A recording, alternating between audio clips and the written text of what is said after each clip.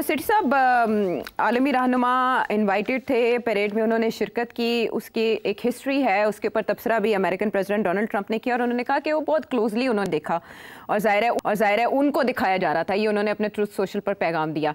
लेकिन एक और चीज़ जिसने सबको हैरान किया और आपने उस पर तबसरा भी कर दिया कि पाकिस्तान यहाँ भी हो सकता है, वहाँ भी हो सकता है, इधर भी और उधर भी जलवे।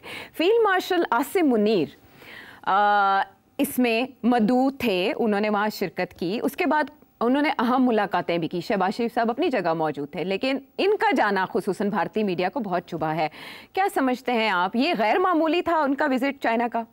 जी हाँ, गैर मामूली था। चले, ये तो है मामलात के। अभी एससीओ के बतन से और भी बहुत कुछ निकलेगा, बहुत सी हेडलाइंस बनेंगी, क्योंकि अमेरिकन प्रेसिडेंट डोनाल्ड ट्रंप ने भी इसको क्लोजली देखा। मगरिब के तबसरे, फिनलैंड के प्रेसिडेंट के तबसरे भी सामने आए हैं कि ये मगरिब के लिए इत्तेहाद बना है।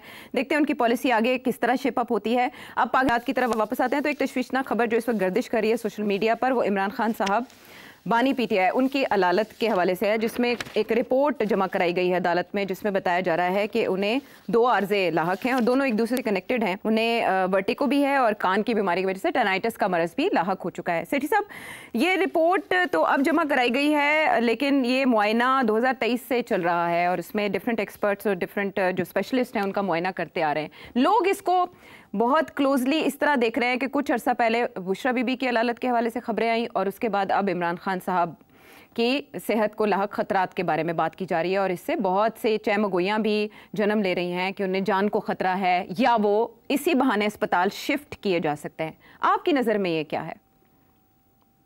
देखिए, ये कोई सीरियस इलनेस नहीं है और ऐसी खबरें आती हैं उस वक्त जब कुछ हलचल होने लगता है। आपको याद होगा कि मियां नवाज शरीफ के बारे में भी बहुत सी खबरें, बहुत सी रिपोर्टें हुई, फिर उसके बाद वो बाहर चले गए और मेरा ख्याल है कि आप लोग भूल जाते हैं, मैं जब कुछ इशारे करता हूँ, मेरा ख्याल है कि तैयारी हो रही है, सूनर और लेटर वो बनी गाला जाएंगे, मियां बीवी दोनों। लेकिन उसमें असाबी निज़ाम की कमज़ोरी से इसको कनेक्ट किया जा रहा है सिट साहब, स्ट्रेस से कनेक्ट किया जा रहा है, डिप्रेशन हो सकता है जिसकी वजह से ये बीमारियां सानवी तौर पर होती हैं, तो वो तो फिर मेरिट पे होगी। देखिए 2 साल तक तो उन्होंने डट के जेल काट ली, ये भी हो सकता है कि प्रेशर हो बहुत ज़्यादा और जाहिर है वो होगा, तो ये तो फिर इंसानी हमदर्दी के तहत उन्हें मुंतकिल करना तो बनता है। देखिए ना, जो जाता है वो आके कहता है तकड़े हैं, मतलब फर्स्ट क्लास, तो एकदम वो तकड़े कहाँ गए जी। तो ये तो ऐसी कोई बात नहीं है। अगर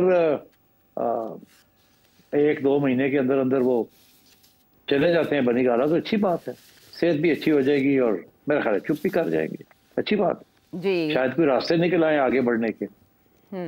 और तबसरों में ये भी जानदार कहा जा रहा है कि सिर्फ और सिर्फ अब इमरान खान साहब की खामोशी मतलूब है। लेकिन एक और शख्सियत जो खामोश नहीं रहती वो है अली अमीन गंडापुर साहब की शख्सियत। सेकेंड लास्ट ट्वीट में इमरान खान साहब ने उनको टारगेट किया था, लेकिन कोई हुक्म उनके हवाले से फैसला जारी नहीं किया था।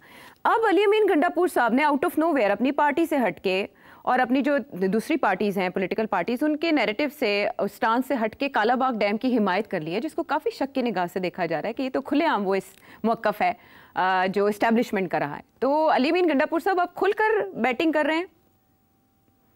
जी हाँ, खुल के बैटिंग कर रहे हैं। अब वो सामने आ गए हैं ना कि अली अमीन गंडापुर इसलिए अभी तक चीफ मिनिस्टर हैं क्योंकि उनके राब्ते हैं एस्टेब्लिशमेंट के साथ, सीधी सी बात है। अब तो वो खुल के कह रहे हैं कि मैं रोल भी अदा करना चाहता हूँ, मैं कर भी सकता हूँ और and so on and so fourth. तो ये पहले शक शुबात थे, अब वो सामने बात आ गई। और देखिए, उन्हें पता है इस बात का, रियलिस्टिकली स्पीकिंग, कि आप इतनी सेंसिटिव प्रोविंस के अंदर you can not have an anti establishment chief minister, ये पॉसिबल नहीं है। वो बहुत से सीरियस इश्यूज हैं वहाँ, सो वहाँ या तो कॉम्प्रोमाइज करनी पड़ेगी। अब वो इमरान खान, मेरा ख्याल है वो भी, उनको भी इस बात का एहसास है। ये नहीं है कि जी वो मिलेंगे तो होगा और नहीं होगा। खान आज चाहे तो उसको रिमूव कर सकता है, 1 वर्ड फ्रॉम खान के रिमूव गंडापुर, मगर खान नहीं कर रहा ना, तो खान को भी पता है कि इनका एक रोल है और गंडापुर वो रोल अदा कर रहे हैं। बाकी पार्टी को नहीं पता, बाकी पार्टी तो कोई इधर खींचता है, कोई उधर खींचता है, वहाँ ईगो प्रॉब्लम्स भी हैं, पॉलिसी इश्यूज भी हैं, मगर मेरी ये यकीन है कि गंडापुर और इमरान खान एक ही सफ़े पे हैं। और नए सूबों के हक में बयान देना या सदारती निज़ाम की हिमायत में बोलना, ये तो इस्टेब्लिशमेंट की पिच पर खेलना, ये अपने बचाव के लिए, अपनी सर्वाइवल के लिए है। जी हाँ, बिल्कुल, टोटली अपनी सर्वाइवल के लिए। एस्टैब्लिशमेंट को एहसास दिलाना कि देखिए मैं तो यहाँ तक जाने के लिए तैयार हूँ, आई एम योर मैन। और इस तरह से कुर्सी बचा पाएंगे। देखिए ना, ये कालाबाग डैम कहने का तो तुक ही कोई नहीं था ना, इसकी तो डिबेट ही नहीं है, बहस ही नहीं है जी। इतना बड़ा कदम उठा लिया उन्होंने, इतनी बड़ी बात कर दी है, तो इसका ये मतलब है कि he is in the right cap. Party के अंदर इख्तिलाफ राय को जमहूरियत का हुस्न कहा जाता है, लेकिन एक हद के बाद ये हुस्न जो है वो बदनुमा लगने लगता है, स्पेशली जब ख्वाजा आसिफ साहब जैसी ज़िम्मेदार शख्सियत जिस नौयत के बयानात दे और उसके बाद उन्हीं की पार्टी का एक शख्स असेंबली के फोरम पर उन्हें तनकीद का निशाना बनाए।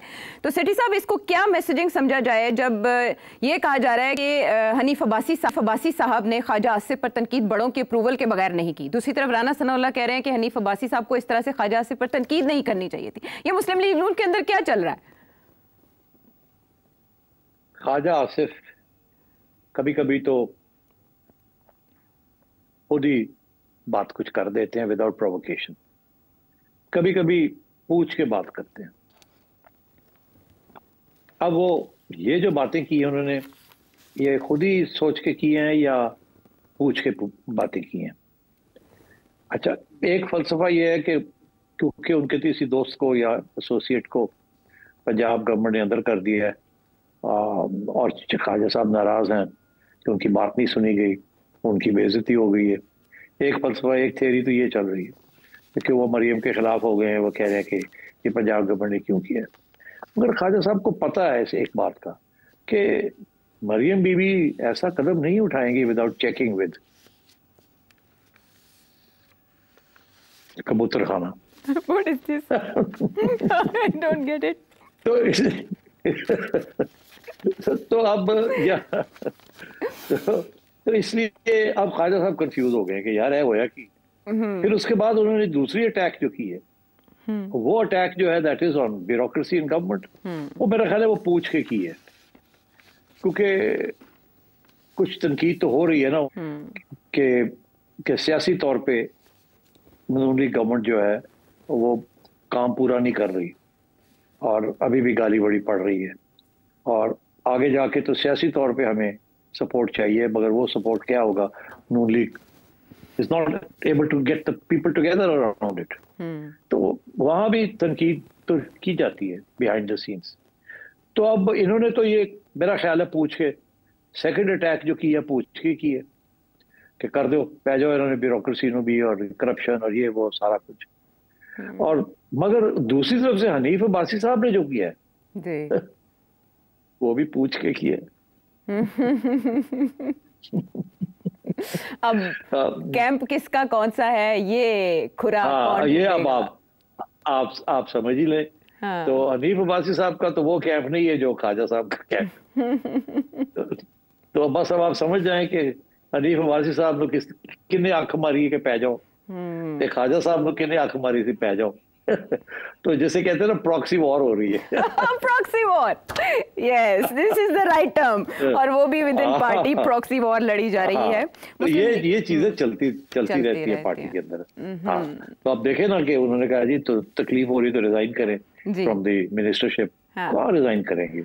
मगर ये है कि उनको साथ नहीं लेके गए प्राइम मिनिस्टर साहब। हालांकि डिफेंस मिनिस्टर, अगर आर्मी चीफ जा रहे हैं, फील्ड मार्शल जा रहे हैं, तो शायद डिफेंस मिनिस्टर का जाना भी बनता था। तो उनको भी सिर्फ अब्बासी साहब का पैगाम नहीं, किसी और भी एक पैगाम है ये वाला। मिलिट्री परेड में जाना बनता था, क्योंकि इसहाक डार साहब भी वैसे गए वजीर आजम के हमरा, तो फील्ड मार्शल के हमरा ख्वाजा आसिफ जा सकते थे मगर नहीं लेके गए। तो ख्वाजा साहब को भी पैगाम दिया है तो उधर तो ये इस किस्म की चीजें चल रही हैं। I don't think you should take it seriously. Khwaja साहब कहीं नहीं जाएंगे, यहीं रहेंगे, लगे रहेंगे, कभी इधर कभी उधर वो लगे रहेंगे। और आपका मीडिया जो है उनके बगैर जिंदा नहीं रह सकता। दो लोग हैं जिनके बगैर पाकिस्तान का मीडिया जिंदा नहीं रह सकता। चले आप बताएं वो कौन से हैं? मुझे तो पहले शेख रशीद और फैसल वावडा साहब लगते थे, लेकिन अब इमरान खान साहब हैं। और नहीं, मैं नून लीग के अंदर की बात कर रहा हूँ। अच्छा, नून लीग के अंदर मरियम नवाज और राना सनाउल्लाह। एक ख्वाजा आसिफ और एक राना सनाउल्लाह। मरियम तो नहीं आती ना, इंटरव्यूज नहीं देती ना। हर रोज शाम को या राना साहब बैठे होते हैं या ख्वाजा साहब बैठे होते हैं। आपने देखा राना साहब ने कहा कि नहीं ख्वाजा साहब को हाँ ये कहना नहीं चाहिए था, या अब्बासी साहब को ये कहना नहीं चाहिए जी, था, नहीं कहना तो इस किस्म की बात की जी। है ना। तो ये दो जो है ना, ये नून लीग की टीम है ना, ये ओपनिंग बैट्समैन है उनके दोनों। अच्छा तो वो जरा थोड़ा बहुत आपस, हाँ, तो ये आपस में एक दूसरे को कभी तनकीद नहीं करेंगे। शुगल मेला चलता रहेगा। बहरहाल ये गुड कॉप बैड हाँ। कॉप का खेल है, हेडलाइंस बनाता है, और बकौल हनीफ अब्बासी साहब के ख्वाजा आसिफ को है वायरल होने का शौक।